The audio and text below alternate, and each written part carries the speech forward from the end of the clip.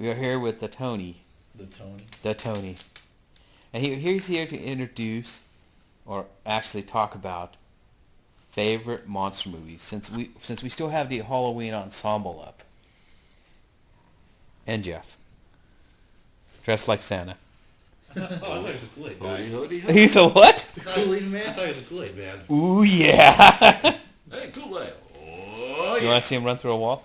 That might cause a little property damage. Okay, how about if he puts the red shirt on you, you guys switch clothes, and then you try to run through it. Team anyhow. That's probably right. Oh yeah, you're Hiker Brandon. There was one in like gold version. And the last versions. Oh yeah, they did. I think bring them back. So, what would you say makes a good horror movie, Tony, other than huge boobs? Well, for starters, you gotta have the fall. Every woman has to fall down at least once in the movie, and they have to be crawling away from the thing, the monster, whatever the hell there is. You know, standing up would be much quicker. Yeah. No, you forgot to crawl through wet, slimy stuff. So then the boobs get all slimy and the shirt gets all wet, so you can see all the nipples. Yes. Without showing nudity. Yes. That way, it's still a PG-13 film. Yeah. Would you agree with that, Brandon? Yeah, I don't know if it's necessary for good horror. Because they even did it in Supernatural. Yeah. Supernatural used a lot of... classic tropes. And yeah. Yeah. What about you, Santa? Hey, worked for Beth Williams and Poltergeist. Okay, moving right along back to Brandon. What would you say something else that's needed? Suspense. How would you mean suspense? It's like us waiting for you to come out of the bathroom? Or you... more dread. No, that's you coming out of the bathroom. What we made for you at Chevron to drink. For me, maybe. What's behind that? Like I don't know if it was Stephen King or someone who said, something's more scary than a closed door. Yeah. And then when you open it, that's when all the smell comes out of the 9 flushes. The last man on earth, and you hear a knock at the door. Shortest horror story. That's true horror. What is? Shortest horror story ever. Last man on earth, hear the knock. Is that what it is? I guess. You guess? Did you read it? It's more of a quote than an actual story. I mean, What would you say, Pimp Tony? What he said. His is, yeah. Yeah, what he said. I guess you gotta have like a thriller sort of, A hook. Yeah. Like, Godzilla is the hook. Natural disaster. Jason's a hook. Yeah. Evil nerd. Freddy. Something. Evil molester. Norman Bates. Robbie. Yeah. Horror always has to have a feeling of dread. Without it, a horror film is useless. it's not technically horror anymore. It's a geek show. Or whatever it happens to be. Pyrotechnics. Would you say modern horror is a geek show? Yes, very much so. Even when they regurgitate old horror films? Because it's already played. It's already a product. Take the old movie. Just simply set it up and serve it again. The public will buy it. Just take the old movie and put a few more bugs of blood, fake blood into it. It seems to be the trend. Some more, precarious CGI and whatnot. Yeah. So what would you say, does a horror movie need a hero? Let's say with somebody you have to root for. Now, a hero's kind of superfluous in it. Or the hero you have to have a sense of the protagonism that is there. Sense of menace. Would you have to say the hero has to be scarier than the monster, like Ash?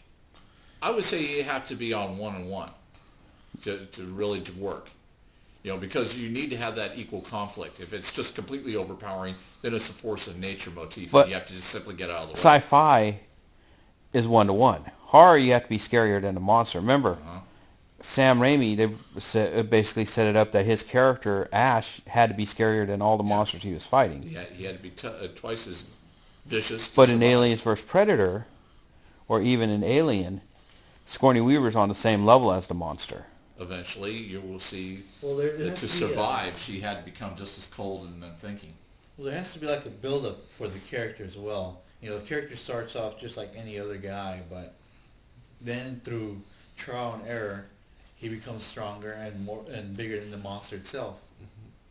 It's the curse. The trying to start out as some big Conan guy, then just curb stops the monster beginning, then what's the point of it being a horror movie? It just becomes a whatever genre would be. You've been watching like 5 seasons of Supernatural. So it's the sense of pathos that we need, that you feel for Character level up. Well, for the anguish that the character has to go through just to survive. You feel the heroes have to lose in horror before they can gain. Right. Yeah. In other words, to survive, you have to go through this ordeal.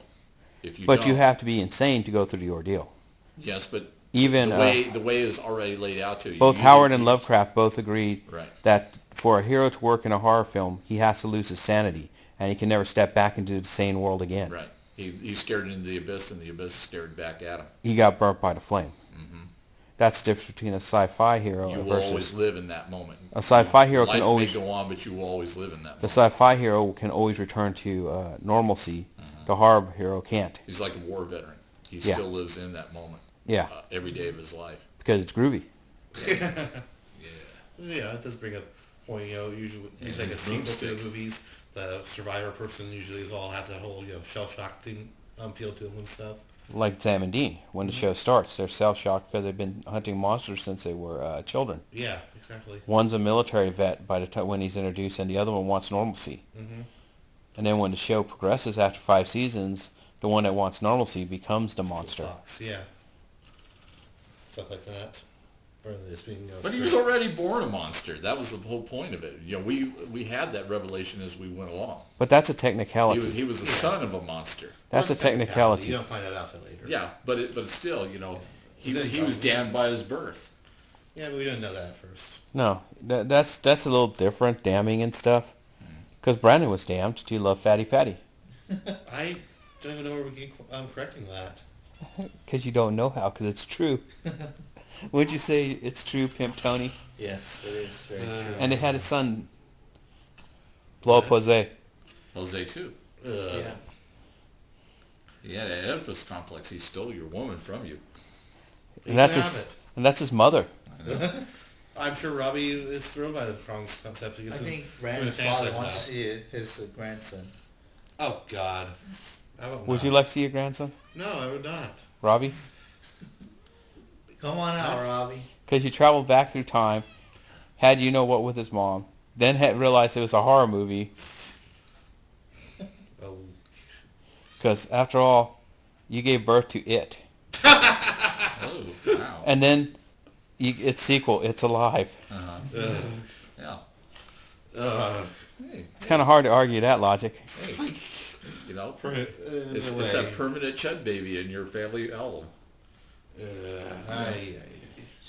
So do you feel that Down syndrome runs in your family because Robbie has it? Okay, I'm getting a little meta because you're implying that that's all that BS you continually float forth is actually true. You're going to confuse the viewers.